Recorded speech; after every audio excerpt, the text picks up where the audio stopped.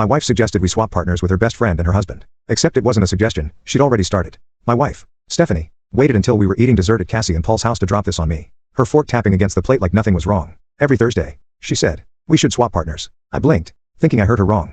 But then I saw her hand slide under the table onto Paul's thigh. His fork froze. Cassie's face went blank. Paul stared at his plate like it could save him. Stephanie smiled and repeated it like she was recommending a show. You take Cassie out. Paul takes me. My chest tightened. When did you decide this without me? I asked. She leaned in. Perfume sharp. Her whisper cutting. Room 237. Last Tuesday, while you were at work. My body went numb. She wasn't asking. She was confessing. She wanted my permission to keep going. Louder now. She pressed. So, are you in or not? Cassie's tears slipped silently. Paul didn't move. I swallowed hard. Fine, I said. Stephanie smiled like she'd won. The first Thursday she pulled a red dress I'd never seen before, hidden away like a secret. When Paul's engine rumbled outside, she lit up like a teenager on prom night. I left with Cassie, roses in hand because I remembered she once mentioned liking them. She trembled when she took them. At dinner she barely touched her food. You okay? I asked. Paul's been different. For months. Even before, she stopped herself. Before what? I pressed. Her phone buzzed. Stephanie's name flashed. Cassie flipped it face down. When I came home, Stephanie was already there. Hair wild. Lipstick smeared. How was Cassie? She asked with a smirk. Good. How was Paul?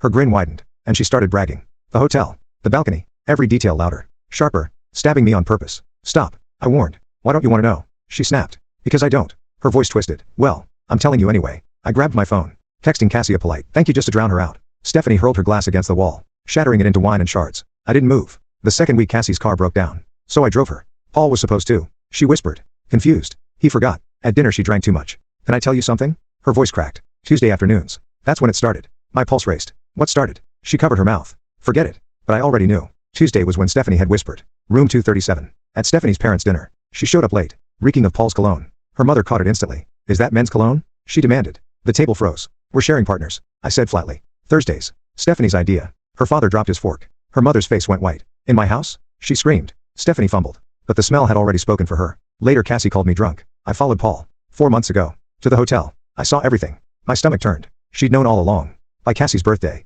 the facade collapsed. I threw her a surprise party. Made a video of her artwork. Gave a speech about her kindness. She cried happy tears. Clung to me like she never wanted to let go. Paul? He forgot her birthday completely. I saw Stephanie's face in the corner. Sour with jealousy as her best friend held onto me the way she used to hold onto her. That night Stephanie came home wild-eyed. Bragging again. Every word venom. What about you and Cassie? She snapped. What did you do? We talked. I said. She's hurting. Paul's been gone for months. Stephanie froze. She realized while she destroyed our marriage in hotel rooms. Cassie had quietly fallen for me. The next morning she was shaking. We're stopping this. Now. I pulled out my phone. Screenshots glowed, messages Cassie sent me. Months of texts between Stephanie and Paul. Long before she ever suggested swapping. Cassie's known the whole time. I told her. She just wanted to see if you'd confess. Stephanie's face drained white. Her voice cracked. She's filing for divorce.